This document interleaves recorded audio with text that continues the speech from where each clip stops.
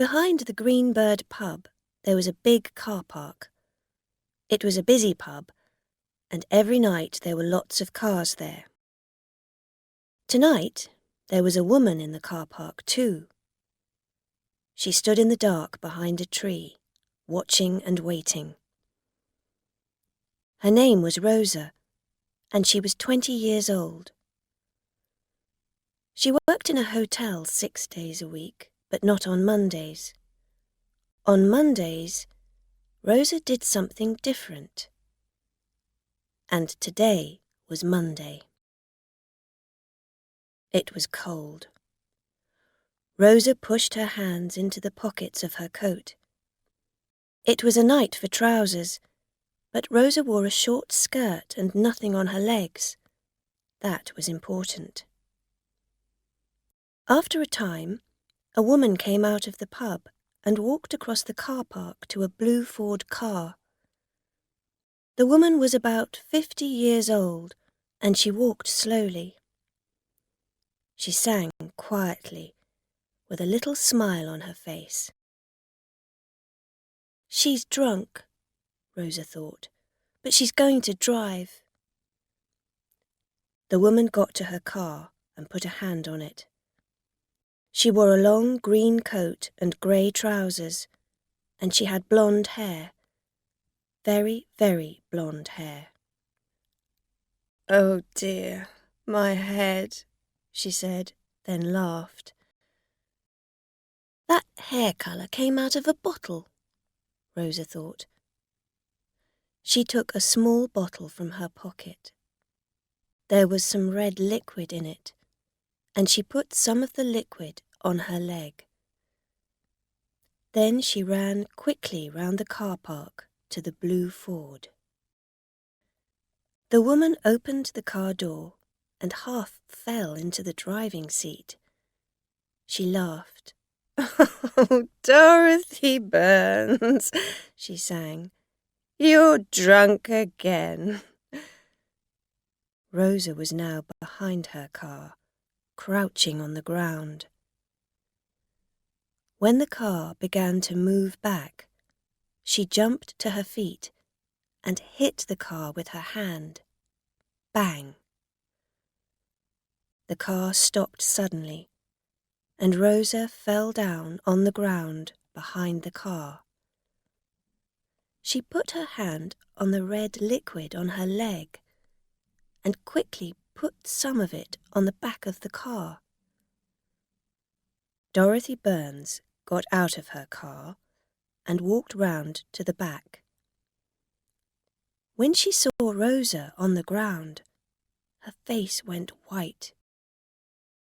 "Oh!" she cried. What happened?" "My leg," Rosa said. "Oh, my leg." She began to cry. But what happened?" said Dorothy Burns. Then she saw the red liquid on Rosa's leg.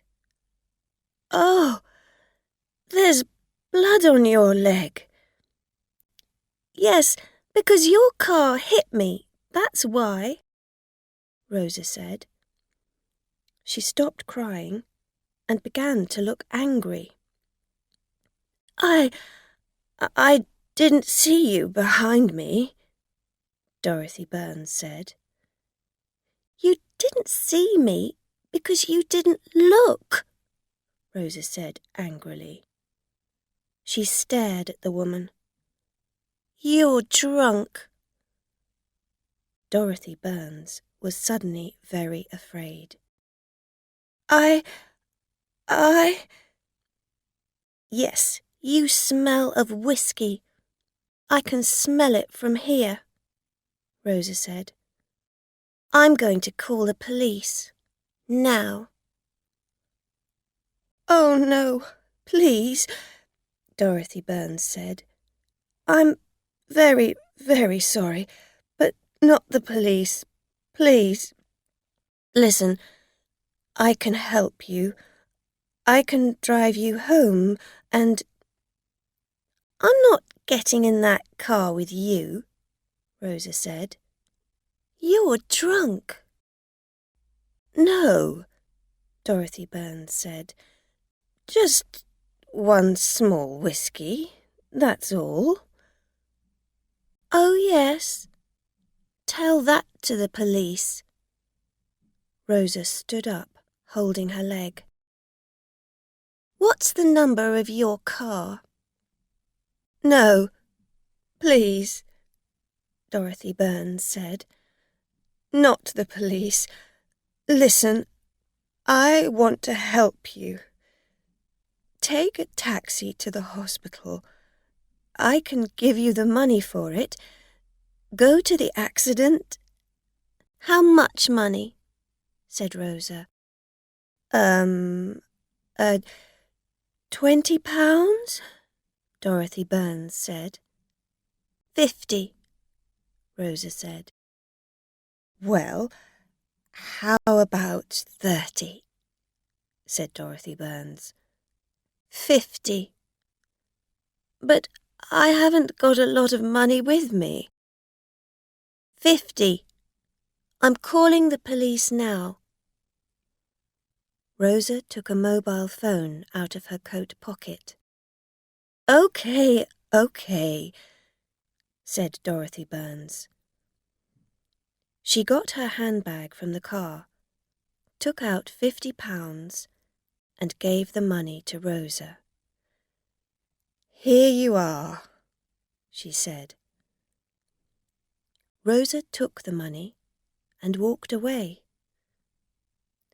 She went down the street to her car, a small white Fiat, 10 years old. She sat in the car and waited for the woman to drive away. Then Rosa drove home. On the next 3 Monday evenings, Rosa went to 3 different pubs. She waited for a drunk or nearly drunk driver to come out. Sometimes she waited 2 hours or more. Then she took out her little bottle of red liquid, and minutes later there was an accident. The drivers never wanted Rosa to call the police. They were always ready to give her money. Sometimes it was £50, sometimes 100. Once, a big fat man with gold teeth gave her £200. That was a very good Monday. The next Monday, Rosa found a pub in a street not far from the Green Bird. It was a very cold night, so she waited in her car. After an hour, a man came out of the pub with a bottle of wine in one hand. He stood looking up and down the car park. Rosa watched him.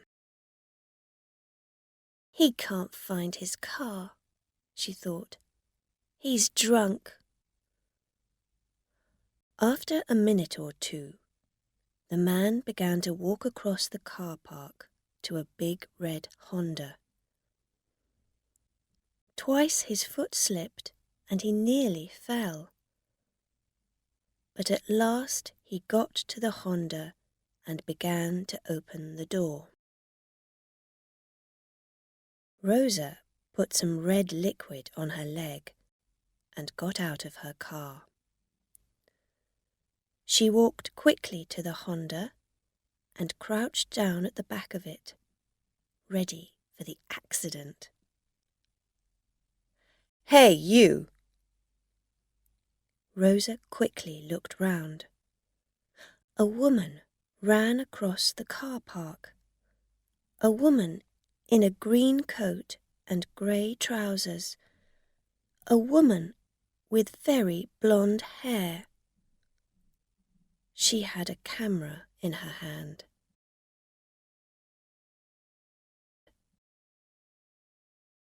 Rosa stood up and began to walk away. But Dorothy Burns was quicker than she was. "Oh, no, you don't," Dorothy shouted. She grabbed Rosa's arm. "You were at the Green Bird 4 weeks ago." "What? Who are you?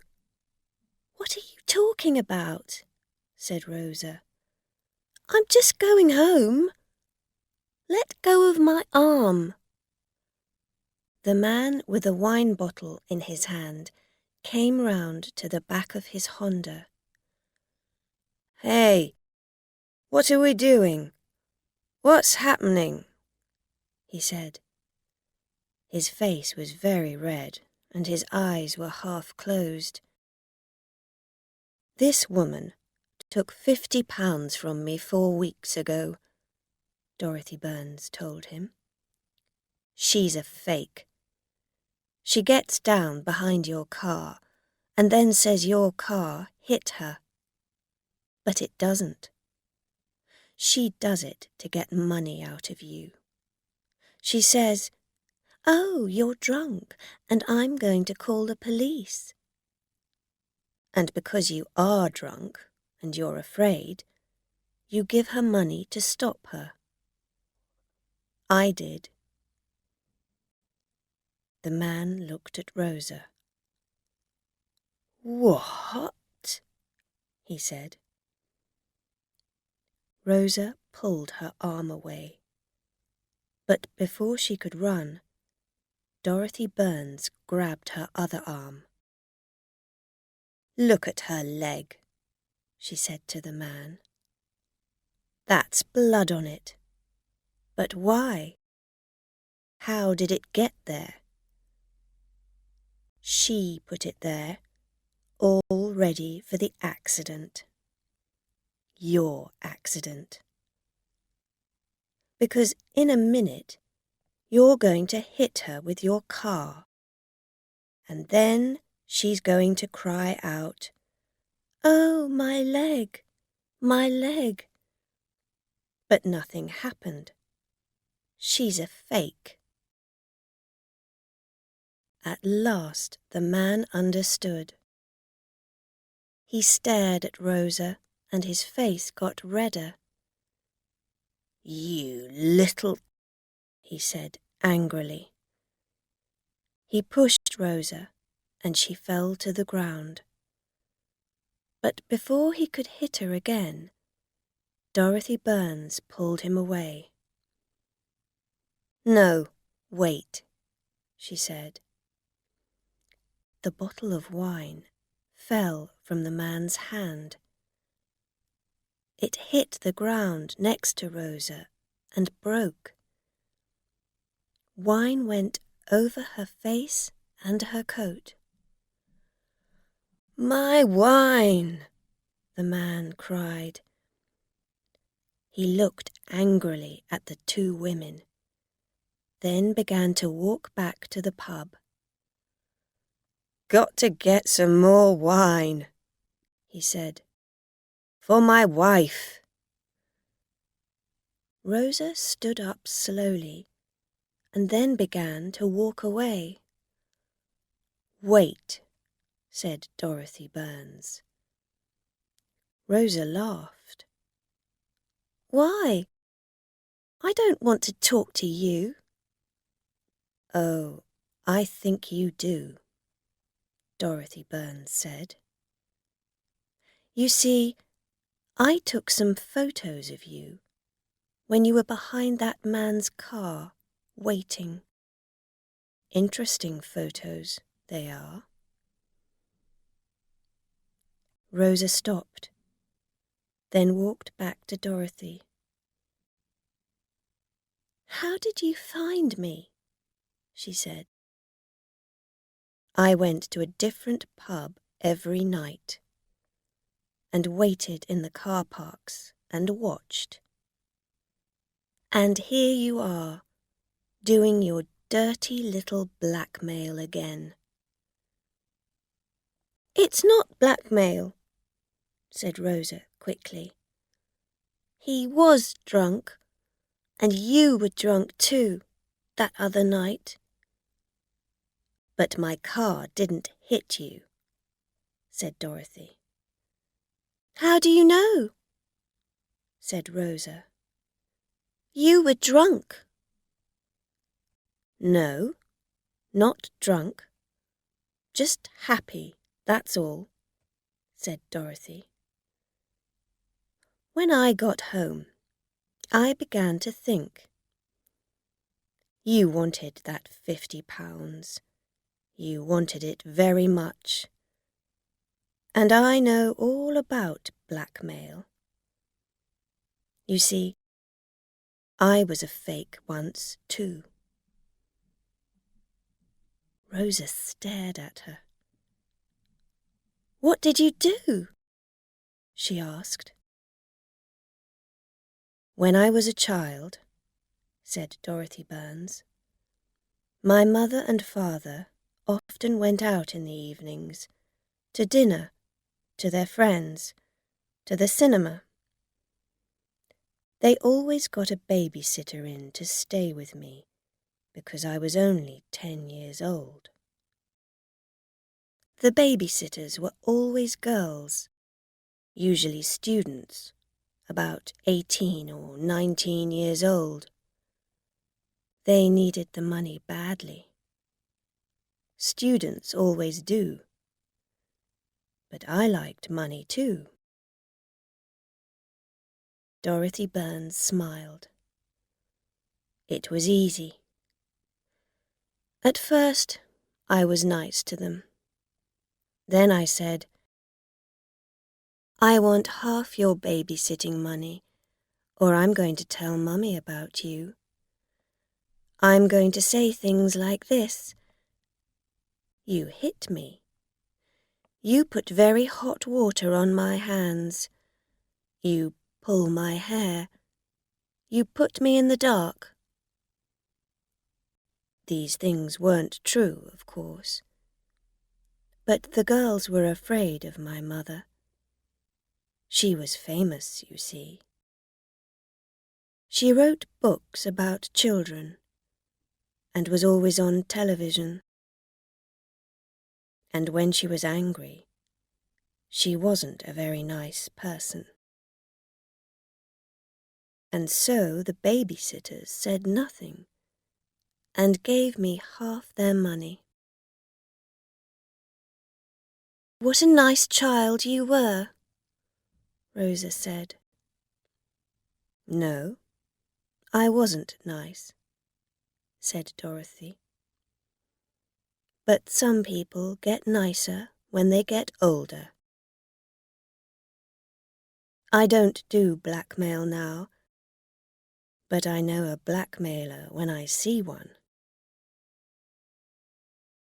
She smiled at Rosa, and Rosa stared back at her. "What do you want?" she said. Dorothy Burns put out her hand. "I want my £50 back, of course." 3 minutes later, Rosa drove her little Fiat out of the pub car park. She was very angry. Because she was angry, she drove very fast. 2 kilometers from the pub, Rosa's car went off the road and hit a wall. She didn't die, but she broke one arm, one leg, and hit her head badly on the car. She couldn't move. She couldn't get out of the car. She couldn't get her mobile phone. 2 policemen found her in her car an hour later and called an ambulance. Rosa's face was white and she couldn't speak. The policemen were not friendly. I can smell wine on her, the first policeman said.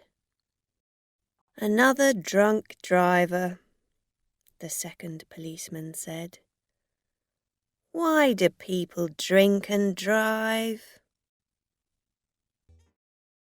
Thank you for watching. Please take a moment to hit the like button and subscribe to my channel. Your support really motivates me to keep creating content. I appreciate you all, and I'll see you in the next video.